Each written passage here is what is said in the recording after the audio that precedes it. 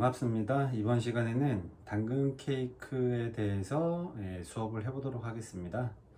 자, 당근 케이크 같은 경우는 어, 이제 카페나 이제 뭐 일반 카페나 이제 브런치 카페에도 굉장히 어울리는 일반 케이크 카페 같은 경우는 이제 일반적인 뭐 무스 케이크나 스펀지 케이크 이런 케이크들을 이제 주로 판매한다고 하면 이제 약간의 브런치 느낌하고 어울리는 케이크가 어떻게 보면 이 한 종류가 당근 케이크라고도 할 수 있는데요.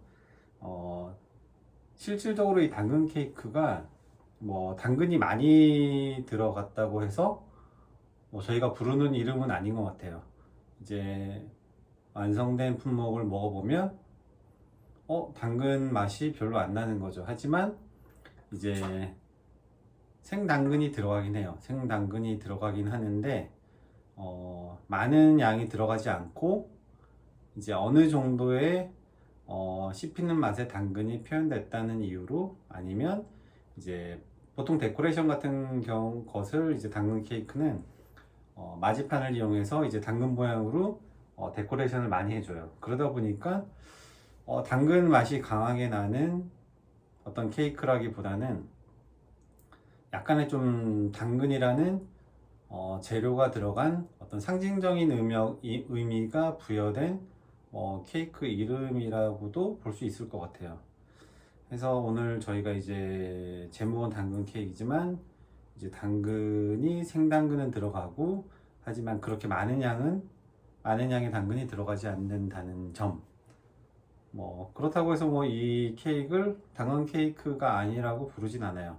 많은 뭐 전 세계적으로 많은 상점에서 이런 형태의 케이크들을 당근 케이크라고 명시해서 판매를 하고 있죠. 이제 예전에 하고 이제 한 번씩 비교를 많이 해드리는데, 이제 아무래도 예전과 현재를 비교하는 이유는 이제 재료의 차이가 가장 큰 것 같아요. 예전에 저희가 뭐 예를 들어서 지금은 그냥 생치즈를 넣는다고 하면 예전에는 치즈 가루를 넣었고, 뭐 예전에는 당근 파우더나 어떤 파우더 종류를 넣고 그 케이크를 표현했다고 하면 그 케이크의 맛을 표현했다고 하면, 이제 현재는 그 재료가 실질적으로 이제 프레시한 재료가 들어가는 거죠. 그런 것들이 차이가 있는데, 점점 이제 재료의 발전이나 어떤 새로운 재료의 발견, 이런 것들이 뭐 더 좋은 맛의 어떤 케이크를 도와주기도 하고 있습니다. 그래서 오늘 여러분들하고 하게 될 품목은 이제 당근 케이크고요. 당근 케이크는 뭐 물론 그냥 먹어도 되게 잘 어울려요. 그냥 먹어도 되게 괜찮지만, 보통적으로 이제 당근 케이크는 이제 크림치즈와 곁들여서 많이 먹고 있어요. 크림치즈는 이제 그냥 일반적인 뭐 크림치즈가 아닌 크림치즈에 어떤 다른 뭐 설탕 아니면 뭐 요거트, 어떤 여러 가지 재료들을 좀 첨가해서, 생크림도 있을 수 있고요.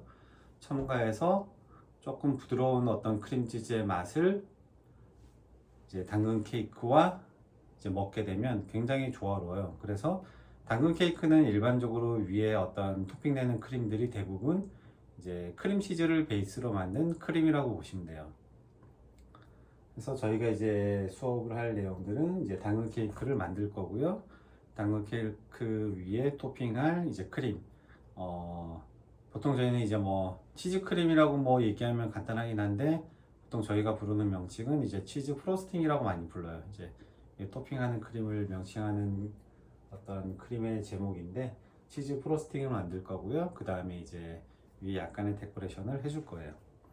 일단은 들어가는 재료를 한번 말씀드리면, 당근이 물론 들어갈 거고요. 그 다음에 이제 보통 호두나 이런 견과류가 들어가는데, 오늘 이제 피칸을 한번 넣어 볼 거고요. 그 다음에 당연히 이제 밀가루 중력분 들어가겠죠.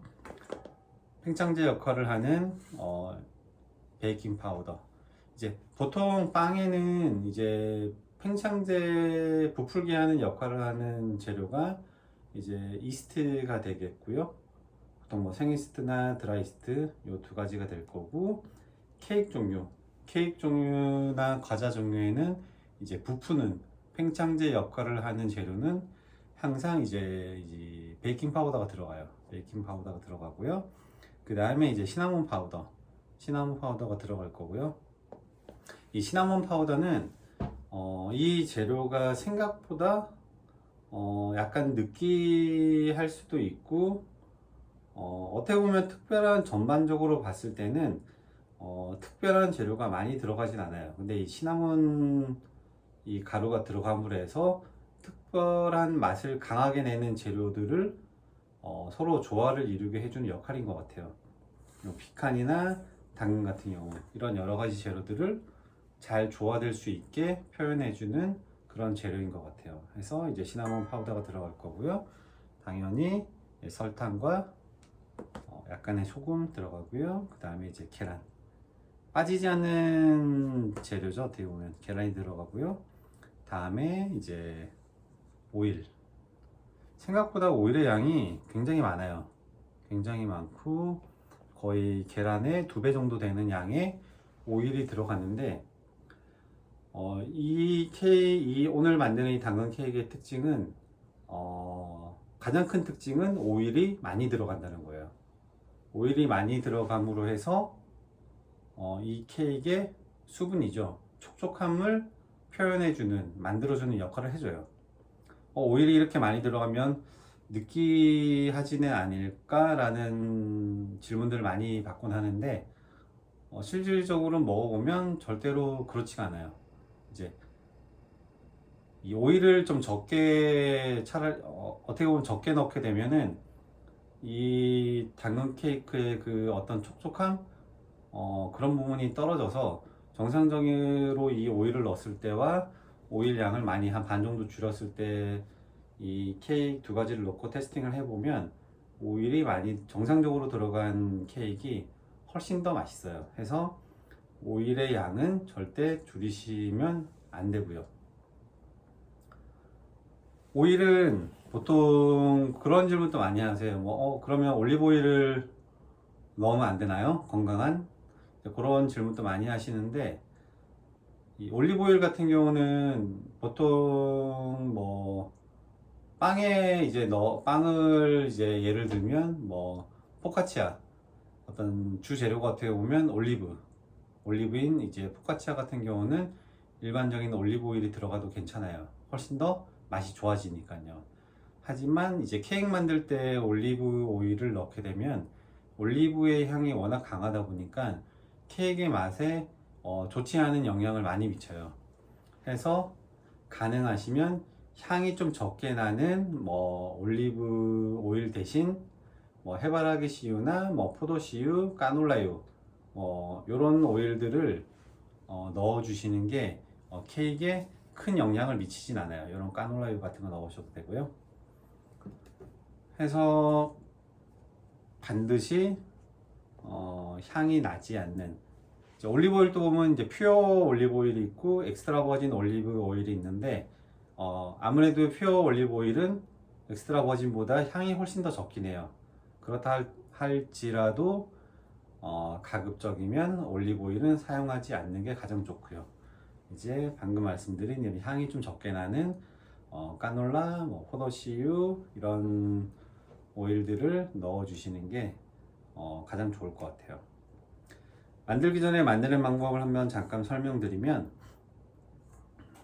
케이크들이 의외로 간단해요. 이제 예전에는 케이크 레시피도 굉장히 길고 많고 만드는 과정들도 좀 복잡한 케이크들이 많았어요. 물론 케이크의 어떤 맛은 조금 옅었고요. 하지만 질감도 조금 가벼웠고요. 하지만 요즘 케이크들은 맛도 강하고 질감도 되게 무겁고요. 레시피도 어떻게 보면 조금 더 간소화되는 측면들이 있고요. 그 이유는 어떤 케이크에 들어가는 재료들의 본질적인 맛을 좀 강하게 표현하기 위해서 케이크들의 이런 재료에 대한 변화가 있는 것 같아요. 이 케이크도 아마 웬만한 스펀지 케이크보다도 굉장히 무거운 케이크예요. 어떻게 보면 뭐 일반 제너즈와 브라우니를 비교하면 거의 브라우니 쪽에 가까운 무게를 가지고 있는 케이크라고 보시면 돼요. 무거운 케이크들은 대부분 공정 과정이 어렵지가 않아요. 가벼운 케이크들은 보통 이제 소위 이제 계란과 설탕을 거품을 내죠.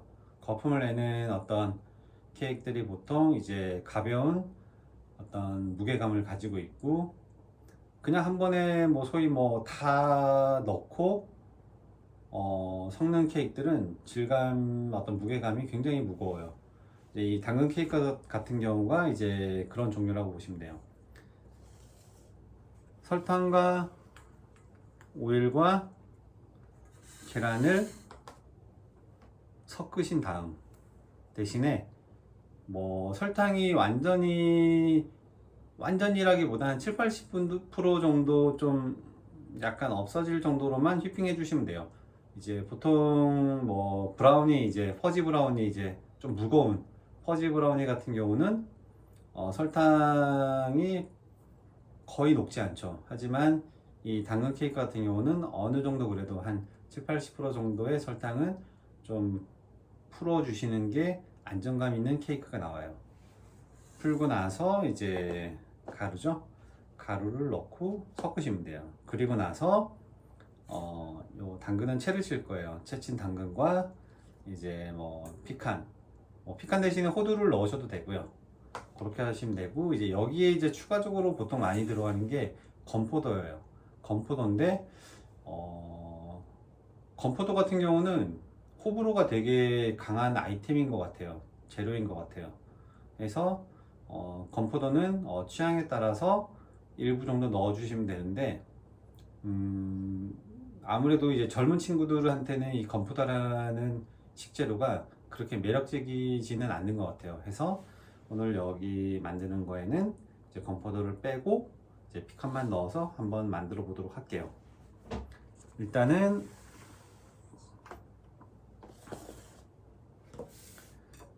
당근을 채를 쳐보도록 할게요.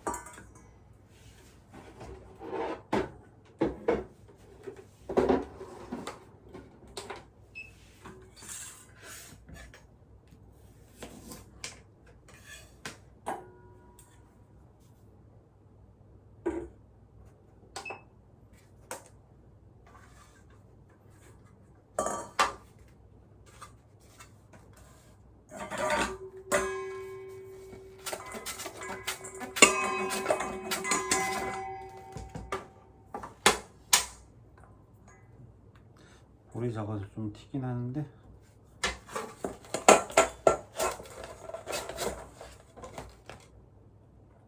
보통 당근 두께가 이제 한 0.2mm, 3mm 정도 두께? 그 정도 두께로 밀어주시면 돼요. 당근이 너무 얇게 채를 쳐도 안 되고 너무 굵게 채를 쳐도 안 돼요.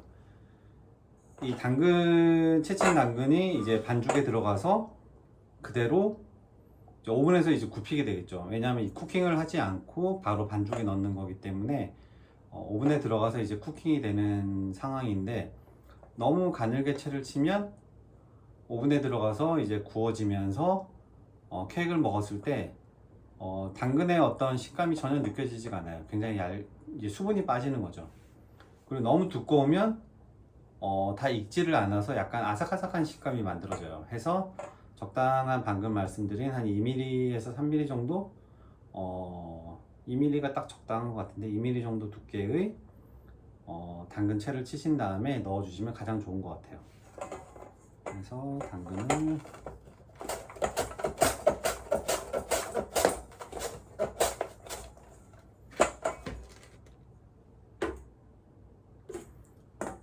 그리고 여기서 하나 주의를 좀 해주실 게, 당근은 일반적으로 전날 채를 쳐 놓으시는 게 가장 좋아요. 왜냐하면 야채이기도 하고 야채 안에는 수분이 있어요. 수분이 있는데 야채에 따라서 예를 들어서 사과도 한 번씩 여러 가지 사과를 이렇게 매일 먹다 보면 수분이 좀 많은 사과가 있고 수분이 좀 없는 사과가 있어요.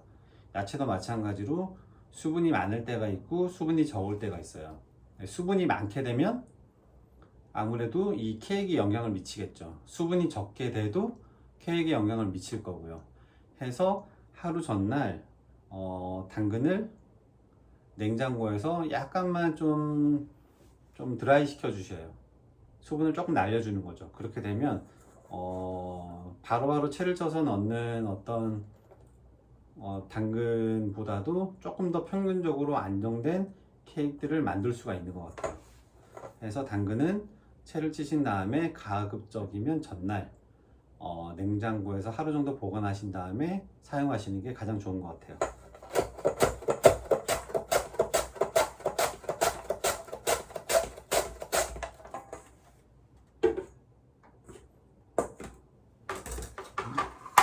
바닥에 다 흘러버렸네요. 바닥은 알코올로 세척이 되어 있으니까 크게 문제가 없고요. 150g 계량을 한 다음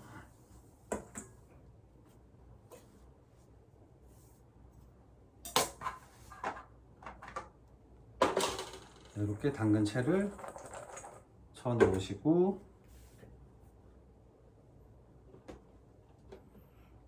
표현이 조금 이상했는데 당근채를 쳐서 보관, 이게 더 적절할 것 같네요. 아무래도. 그리고 나서 이제 피칸을 이제 반태로 보통 제공이 돼요. 이제 분태 피칸 같은 경우는 바로 사용하시면 되는데 이렇게 반태로 나오는 피칸 같은 경우는 조금 살짝만 좀 다져 주셔서 사용하시면 좋을 것 같아요.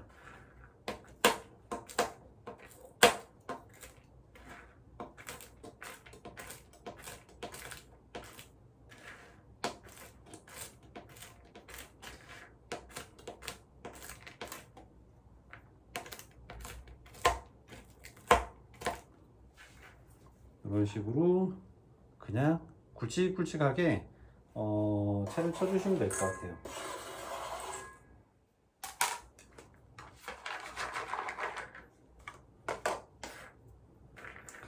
이제 뭐 당근 케이크 하면은 이제 딱 다들 이제 미국 약간 아메리칸 스타일의 케이크다라고 다들 말씀을 많이 하세요. 그리고 이제 미국에 계신 셰프들에게 이제 지금 현재 사용하는 것도 이제 그 레시피 중에 하나이긴 한데, 이제 원래 이 레시피 안에 들어가 있는 어떤 추가적인 재료를 말씀드리면 향신료가 굉장히 많이 들어가요. 아무래도 우리나라보다는 외국 분들이 향신료라는 재료에 좀 더 덜 예민한 것 같아요. 그리고 좀 식문화 차이가 있다 보니까 잘 좀 적응을 하시고요. 그래서 이제 원래 이 안에는 럼맥이라는 향신료가 좀 들어가요. 근데 이제 저희 나라 사람들 입맛에는 약간 좀 거리감이 있기 때문에 이제 럼맥은 빼고 이제 시나몬만 재료에 넣어서 이제 현재 만들고 있습니다. 요거 참고적으로 아시고, 뭐 혹시라도 나는 뭐 향신료에 대해서 되게 호의적이다라고 하시면 약간의 너무만 넣어 주셔도 나쁘지 않을 거예요.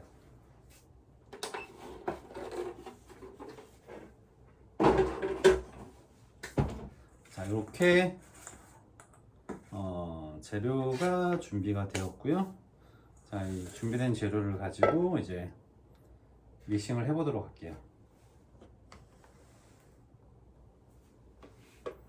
먼저 이제 설탕, 계란, 오일. 자, 보통 보면 뭐 설탕도 계란도 오일도 한꺼번에 넣고 믹싱하면 돼요. 왜냐하면 한 번에 믹싱하는 재료다 보니까 굳이 뭐 거품을 올리고 하는 재료가 아니기 때문에 크게 상관이 없어요. 상관은 없는데, 지금 같은 경우는 계란이 한 2개 정도 들어가긴 하지만 많은 양의 어떤 반죽을 할 때는 계란이 뭐 한 판 정도 들어갈 때도 있어요. 그럴 때 보면은 이제 계란에는 노른자와 흰자가 있죠.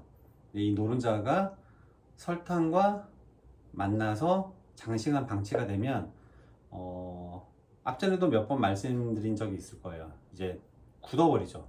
설탕이 덩어리가 지면서 굳으면서 풀리지 않는 경우가 간혹 있어요.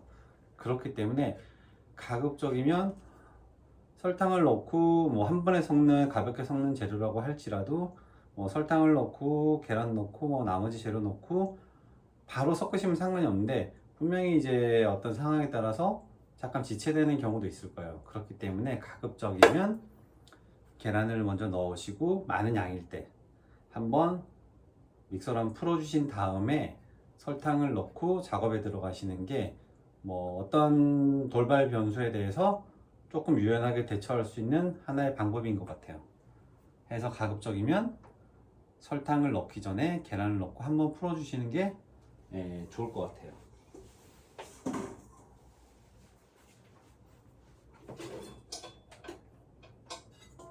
그래서 이제 믹서기를 사용을 할 텐데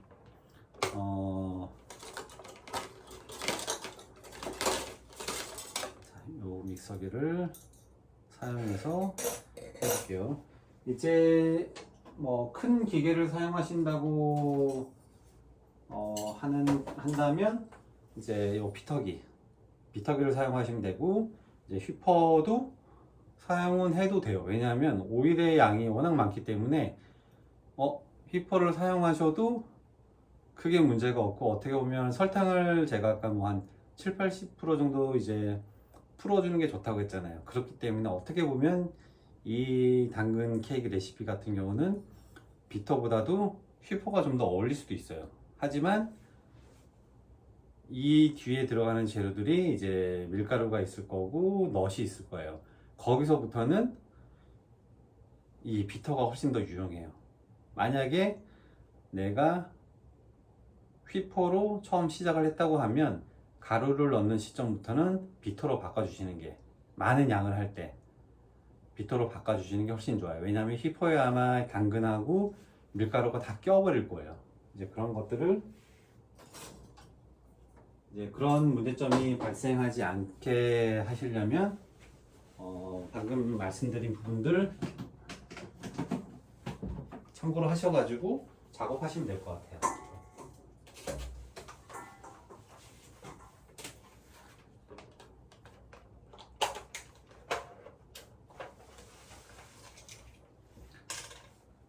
자, 그러면 이제 휘퍼를 설치를 하고요. 적은 양이긴 하지만 뭐 많은 양을 했을 때처럼 작업을 한번 해보도록 할게요.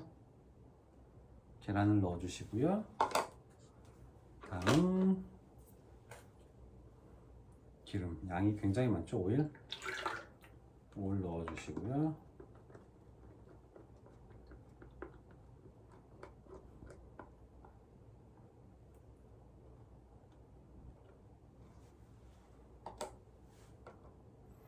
그리고 나서 한번 풀어 주시고 설탕 넣는 걸로 할게요.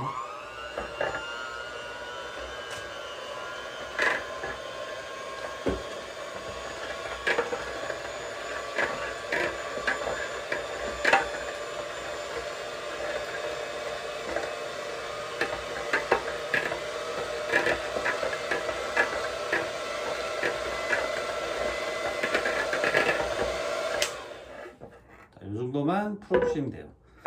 자, 그리고 이제 설탕을 넣을 텐데, 여기서 이제 당근 케이크를 좀 더 짙은 색으로 내가 표현하고 싶다, 만들고 싶다고 하시면, 흰 설탕 대신에 황설탕을 넣어서 사용하셔도 돼요. 이제 뭐, 흰 설탕보다는 아무래도 황설탕이 케이크를 굽고 나왔을 때 좀 더 이제 진한 갈색을 띠다 보니, 뭐, 어떤 사람의 만드는 셰프의 취향에 따라서 이런 부분들이 바뀌는 경우도 많아요. 해서 흰 설탕 대신에 황설탕을 사용하셔도 되고 아니면 일부 넣어서 사용하셔도 되고요. 레시피는 똑같이 사용하시면 돼요. 그래서 이제 설탕을 넣고 작업을 하도록 할게요.